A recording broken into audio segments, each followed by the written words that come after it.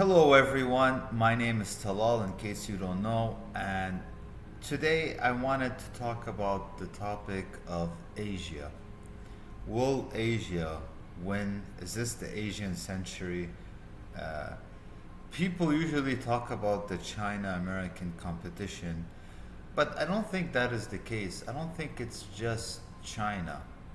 Uh, and people always think, oh, will China overtake the United States, or will the United States just, continue to be the dominant power? I think that's a very simplistic view and understanding of what's going on in the world. If you actually look at the world, and you can see many of the Asian economies are in the top 10, because leave China aside for a moment, Japan is like the third strongest economy in the world, right? India is like the sixth strongest economy in the world. And Indonesia is becoming one of the strongest countries in the world.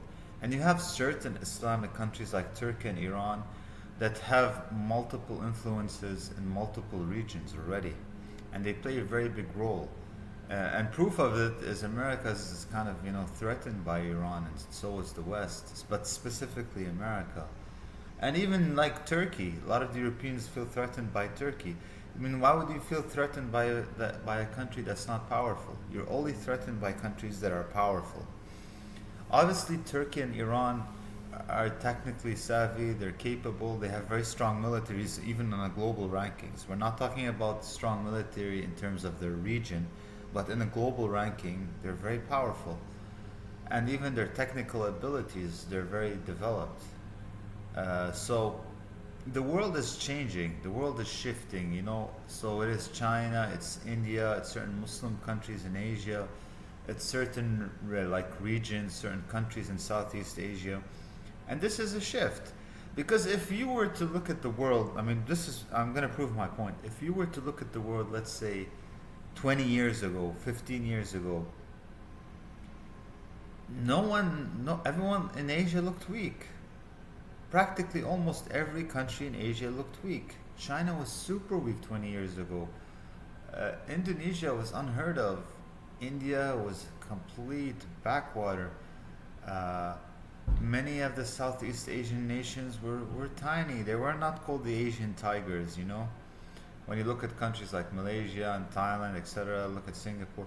But now most of the manufacturing in the world and most of the technology comes from Asia.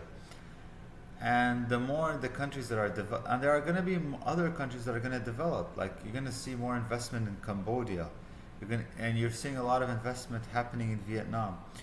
And what happens is when you invest a lot in a country, is you increase its technical capabilities, you enhance its financial industry, and you enhance its military.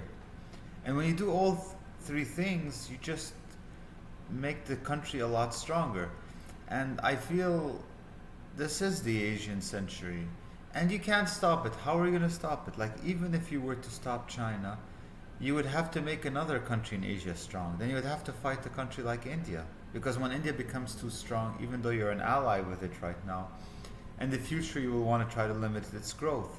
So it's a lose-lose situation. And you're not going to go to war with the largest populations on earth. Like, India and China alone are like 3 billion people, right? Almost 3 billion people. That's insane. And look at Indonesia. What is it, 250 million? Look at Vietnam, 100 million people.